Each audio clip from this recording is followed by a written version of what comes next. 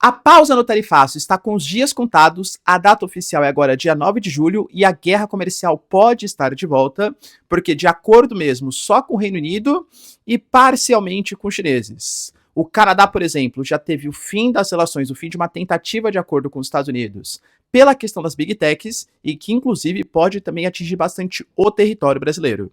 Enquanto isso, o Putin anuncia que pretende cortar gastos militares. Ao contrário dos países europeus mediados pela OTAN, que vão aumentar para 5% do PIB os gastos em defesa, com o Reino Unido adquirindo caças que têm capacidade nuclear, que eles alegam que é para conter o avanço dos russos. Ou seja, Putin alega que está sendo limitado, que está sendo acuado pelas forças europeias. Falar um pouquinho também, galera, sobre o conflito entre Irã e Israel, com o chanceler iraniano garantindo que ainda pode demonstrar as reais capacidades contra Estados Unidos e Israel no futuro, e que Israel teve que chamar o seu papai Donald Trump para estabelecer um acordo. Mas paz está bem distante. Enquanto isso, Ruanda e República Democrática do Congo fazem um acordo nos Estados Unidos, que é um acordo histórico, porque envolve uma disputa de cerca de 30 anos, e Trump garante que a faixa de Gaza e Israel também podem estar próximas do cessar-fogo. Será que, de fato, pessoal, o Trump merece um Nobel da Paz? Se vocês querem ter um pouco mais sobre esses assuntos, e muito mais também sobre geografia, geopolítica, atualidades, política, polêmicas, enfim, tudo para você se manter sempre bem atualizado, já se inscreve no canal, deixa seu like, compartilha esse vídeo, que o professor Ricardo conta muito com a sua ajuda. Belezinha? Pessoal, para quem não sabe, a Nomad, que é parceiraça aqui do canal, está com uma mega promoção nos últimos dias, só agora até dia 30 de junho, hein? Tá acabando, pessoal. O cupom Ricardo40Fonte, que você tem acesso a 2% de cashback nas suas compras de dólar. Eu sei que vocês verificaram que o dólar deu uma queda de valor, tá por 5,48, dos menores valores aí, ou seja, muito mais barato para você diversificar, e a gente teve uma queda também do IOF, que é uma coisa, eu diria que não sei se vai durar muito tempo, porque já vai ter uma judicialização do processo, enfim, algumas notícias um pouco problemáticas em relação a isso. Então, se você quiser aproveitar a oportunidade de um dólar extremamente barato em relação ao passado histórico, né, pelo menos o passado recente, e com o IOF, que por enquanto está com tarifas menores, e tendo acesso a 2% de cashback, eu, Ricardo, não é recomendação de investimento, claro, né, mas estou aproveitando esse momento para diversificar minhas posições. A Nomad aceita em mais de 180 países para você fazer suas viagens internacionais, já tendo a certeza do valor do dólar que você pagou e não contando com a sorte de esperar para pagar naquele momento, e pode ter acesso também ao melhor cartão de crédito do Brasil, pelo menos no meu julgamento, que é o Nomad Explore, porque ele vai te dando cashback dolarizado a partir das suas compras aqui do Brasil e uma série de outros benefícios, como pontos, por exemplo, que não expiram, para eu que sou esquecido é sensacional, e outros benefícios que o cartão Nomad e Visa te oferecem, como por exemplo acesso ao Nomad Lounge, sensacional. Então, ó, link na descrição, QR Code aqui destacado na tela para vocês, Ricardo40Fonte, e tem acesso à melhor conta internacional do Brasil, aprovado por mais de 3 milhões de brasileiros, e só subindo, hein, galera, só subindo. Belezinha? Então, bora lá pro vídeo, ó. Como eu trouxe para vocês na introdução, pessoal, de fato, o Trump, ele tinha prometido uma pausa no seu tarifaço, naquela tábula, né, de uma série de países, 180 países ali, com as tarifas que tinham sido aplicadas pelos Estados Unidos, e essa pausa vai só até o dia 9 de julho. Ele falou que aquela data é uma data que ele colocou como se fosse uma espécie de meta, claro, mas que ela pode ser adiada ou que ela pode ser antecipada para finalização da tentativa de acordo. Ele falou que por ele anteciparia. Eu, Ricardo, de novo, tá fazendo aqui minhas análises, verificações, acho que ele vai adiar por quê? Porque, teoricamente, os meses, o tempo que ele deixou dessa pausa tarifária seriam para eventuais negociações. Só que alguns pequenos conflitos no mundo, né, aconteceram, como Caxemira, na questão da Caxemira entre Índia e Paquistão, a questão, por exemplo, entre Israel e Irã, a própria questão entre Rússia e Ucrânia, a visita que o Trump fez à cúpula da OTAN para fazer os países gastarem 5% do seu PIB em defesa. Então foram várias coisas acontecendo geopoliticamente e o Trump não teve o tempo necessário, penso eu pelo menos, para se reunir com todos os países que eram dispostos a fazer um acordo. A Índia já demonstrou disposição, o Vietnã, por exemplo, já demonstrou disposição, e até agora os únicos acordos efetivos que a gente teve foi com o Reino Unido, que a taxa mínima foi estabelecida de 10%, né? Mas o Reino Unido se comprometeu a fazer algumas compras governamentais a mais, reduzir também algumas tarifas frente a produtos americanos. Então, assim, alguns acordos foram estabelecidos com os britânicos e com os chineses. No caso da China, a gente vai ter taxas que vão de 30% até 55% em alguns produtos em relação aos chineses, e a China vai taxar só, entre aspas, em 10% os produtos americanos.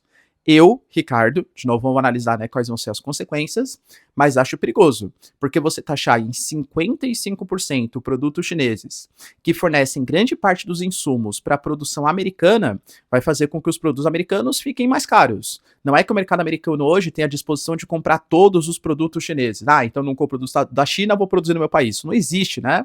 Então vai ter que comprar os insumos mais caros, encarecendo o custo de produção, gerando inflação, fazendo com que o Federal Reserve, o Banco Central americano, não consiga reduzir a taxa de juros e prejudicando uma sociedade tão consumista como a sociedade americana, o que pode inclusive abalar a popularidade do Trump. Mas de novo, né, tô especulando, vamos ver aqui as cenas dos próximos capítulos. A questão que se coloca é que, tanto pela declaração do Trump, que ele está a fim de antecipar essa data do dia 9 de julho para encerrar negociações, como algumas verificações, por exemplo, quando saiu a possibilidade de um acordo com os chineses, que a China não vai mais restringir os minerais de terras raras, os americanos não vão mais restringir também a exportação de produtos ligados, por exemplo, a softwares de chips, semicondutores, pareceu sensacional. Só que daí a gente teve uma péssima notícia em relação ao Canadá. O Canadá de Mark Carney vinha tentando se reaproximar dos americanos, mas agora o Trump mandou cancelar as negociações.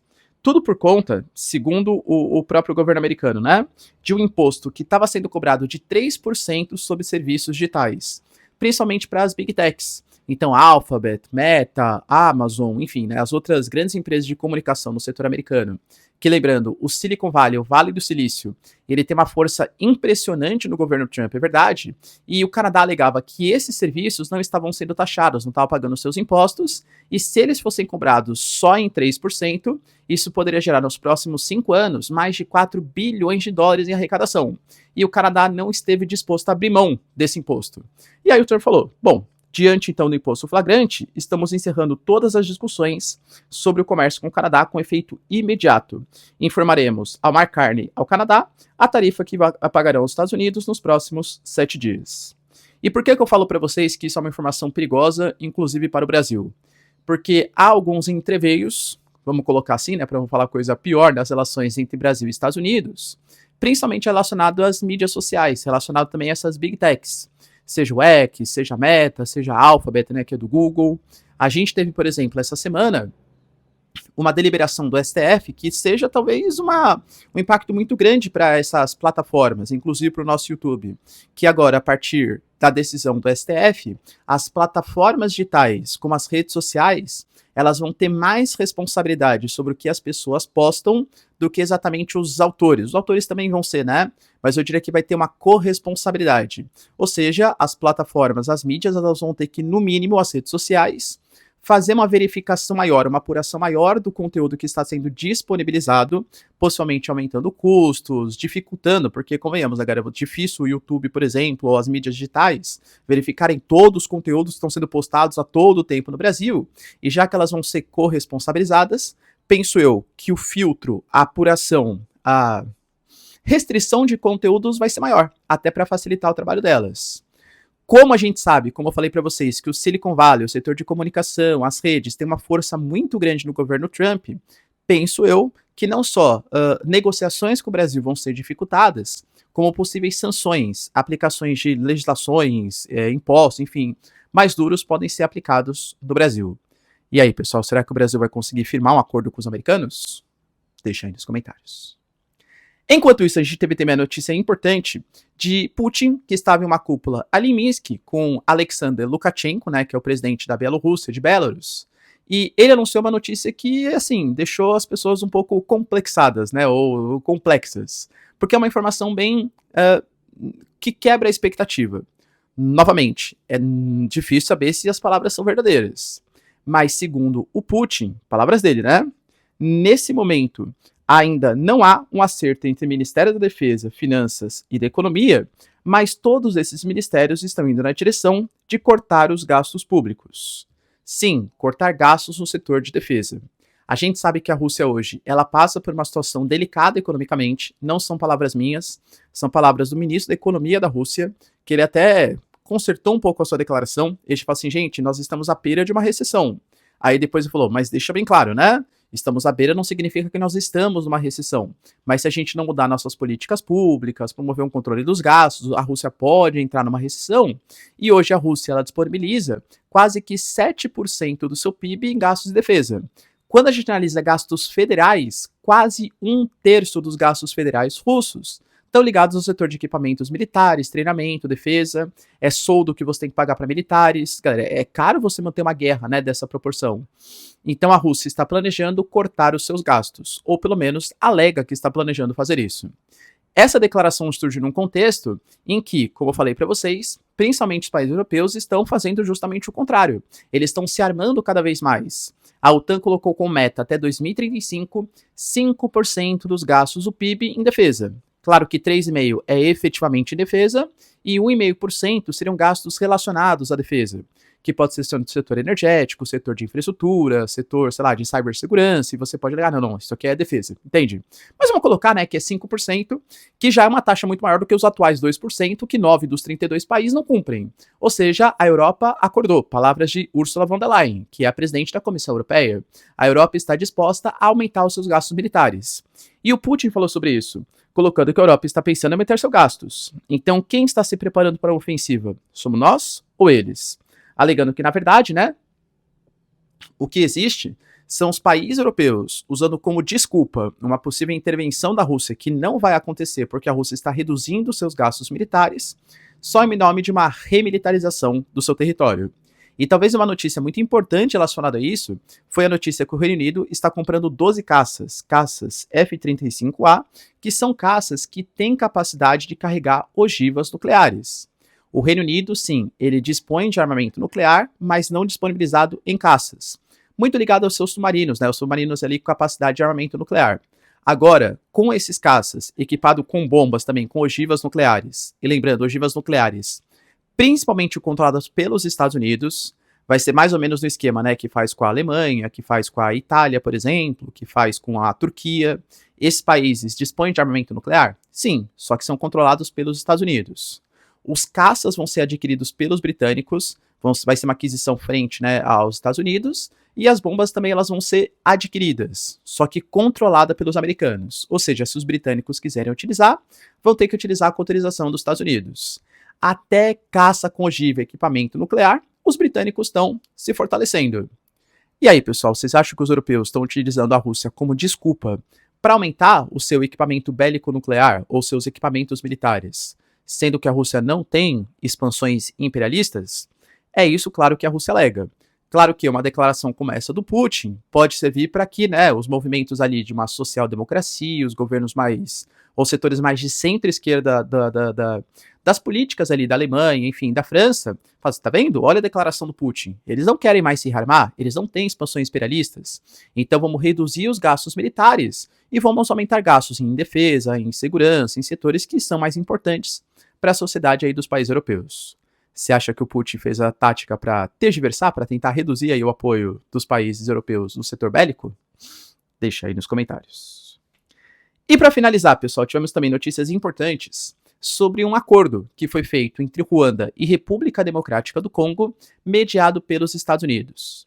Os dois países têm um conflito que eu diria que ele é histórico, explicando bem brevemente, né? Ruanda passou, em 1994, por um caso gravíssimo, que foi o caso do Genô-Tananã, que aconteceu entre Tutsis e Hutus, em que os Hutus eles perseguiram a minoria, né? A minoria Tutsi.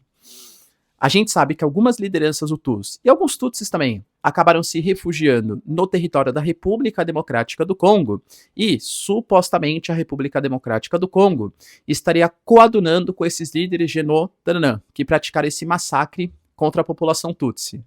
Então, em meados dos anos 2000, um movimento chamado de M23, que teoricamente não tem ligação com o estado de Ruanda, partiu para cima do território da República Democrática do Congo e dominou alguns territórios no nordeste do país, alegando que estava perseguindo aqueles responsáveis pelo Genô-Tananã que aconteceu em 1994. Só que assim, existem alguns pontos de debate, né? Por quê? Quando eles fazem invasão territorial, eles dominam alguns pontos de uma República Democrática do Congo que é super rica em minérios. A gente fala de tântalo, fala de cobalto, fala de lítio. Por exemplo, o tântalo De repente, quando o M23 dominou a região Nordeste e supostamente não tem ligação com o estado de Ruanda, Ruanda passou a exportar tântalo. Tântalo que tem na região controlada agora pelo M23. Então, assim, evidências muito fortes, apesar do governo de Ruanda negar as informações, que Ruanda financia o M23 para invadir a República Democrática do Congo, para dominar algumas áreas minerais e ter acesso aos recursos desses minerais. Então, existe uma disputa, ou pelo menos existia, entre esses dois países. O governo americano conseguiu estabelecer um acordo entre esses dois grupos, né, entre o governo de Ruanda e da República Democrática do Congo, que dentro de 90 dias a Ruanda vai ter que fazer força, né, mobilizar suas tropas para que o M23 saia do território da República Democrática do Congo, as tropas de Ruanda também saiam do território e, claro, os investimentos americanos vão se fortalecer nessa área.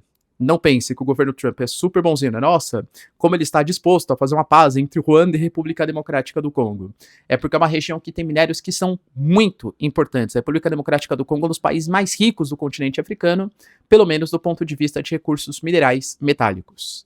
E, dentro dessa premissa, desse acordo e do Trump se vendendo como o presidente pacificador, ele também anunciou que nos próximos dias teremos novidades em relação ao cessar-fogo entre Israel e Palestina. Será, pessoal, que de fato vai acontecer?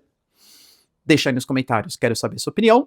No mais, se vocês curtiram o vídeo, tamo junto, beijos, abraços e tchau, tchau.